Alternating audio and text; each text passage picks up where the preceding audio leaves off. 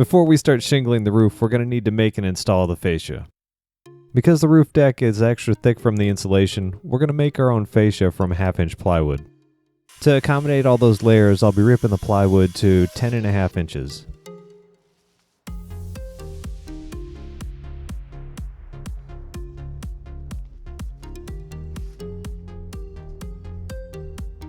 Now we're going to find and mark the center of the roof.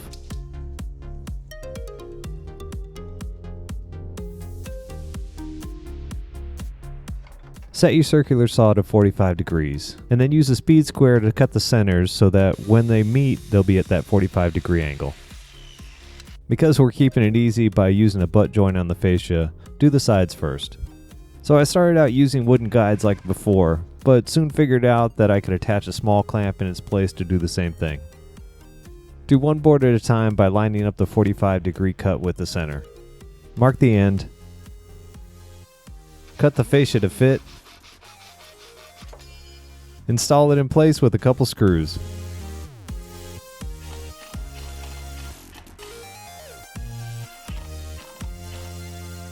After you get that first one in place, you can butt together the center 45-degree cut and then just repeat the process like the first one.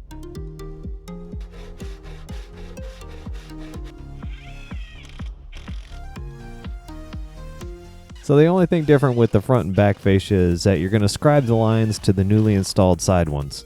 In my research, I came across this video from this old house on having the drip edge sit 1/2 inch away from the fascia. This is supposed to help with keeping the water from coming back onto the fascia. But then I realized I'm in the desert, and really the only thing that I could easily get hold of was 2-inch drip edge. So I looked up the code for installing this drip edge, and the minimum you have to have on the roof deck is 2 inches. So flush against the fascia it is.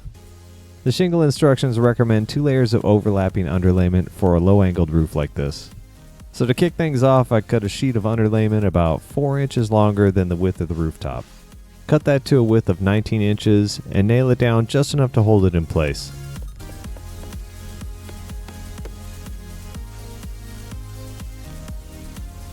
Now we're going to install a full 39-inch sheet of underlayment on top of the 19-inch one. Nail it in place every 8 inches on the bottom and the middle of the sheet. So all you have to do now is measure and install all the other sheets 19 inches from the bottom of the previous sheet.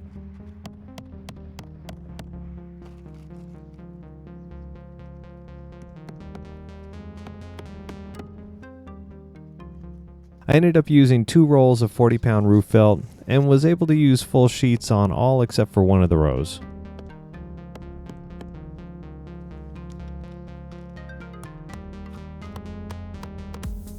It's recommended that you overlap seams 2 to 3 inches, but I ended up using a lot more and just ended up using the rest of it. Line up the sheet with the front of the roof so you don't have to worry about trimming it. Now we're going to use the other half of that sheet we cut at the very beginning. Since I'm not a roofer, I snapped a chalk line when I was trimming the felt flush with the sides of the roof.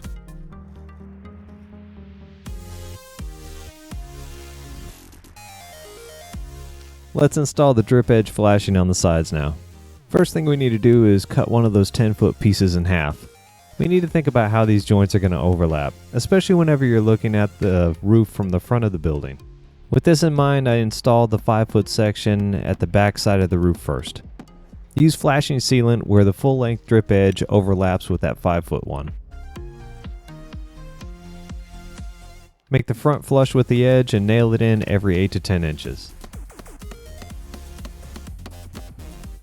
We get crazy winds here, so I'm installing a starter strip around the entire roof instead of just the back edge, which you'd normally do.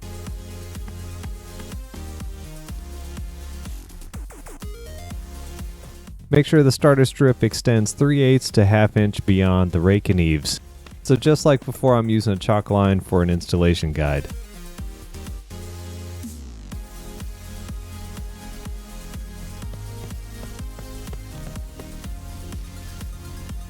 Before we get started, we should take a look at the different nailing patterns. There's a 4-nail and a 6-nail nailing patterns that you can use with these shingles.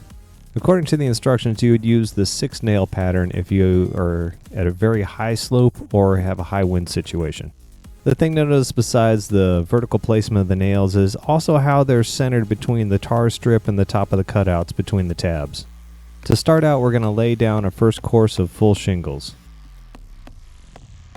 I'm using some Owens Corning Supreme shingles, mostly because they're affordable and easily found at the local big box store. Now it's just a matter of taking an additional 6 inches off every new course of shingles you put on, till you need to start a full sheet again. If you use the shingles I have, they have a reference cut in the middle of the tab, instead of having to measure 6 inches. At first I was a dummy and thought I could just measure out 5 inches of exposure instead of using a chalk line. Yeah, that started taking a little bit too long, so I measured out every 5 inches from the top of the last course and snapped some chalk lines. After you have your 6th course in place, you can go back and fill in the rest of it with the cutoffs you've made. For the filler at the end, I laid the filler piece in place, marked it, and cut it to fit. Again, I did this because I didn't feel comfortable that I wouldn't mess up that 3/8 to ½ inch overhang by freehand cutting the shingle once it was in place.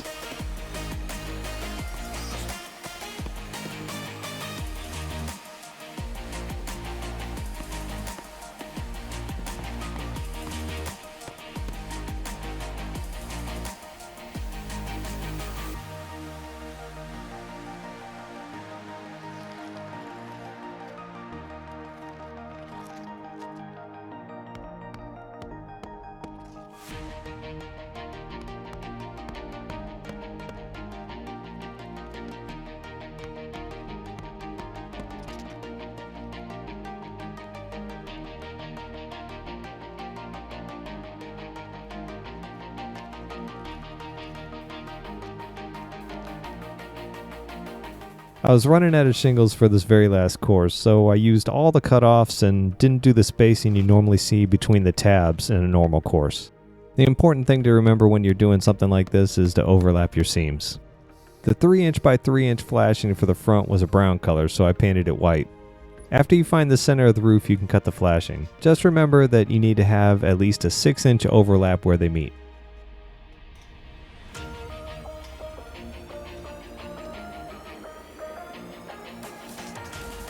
We're going to use some flashing adhesive on the side that will sit on top of the asphalt shingles.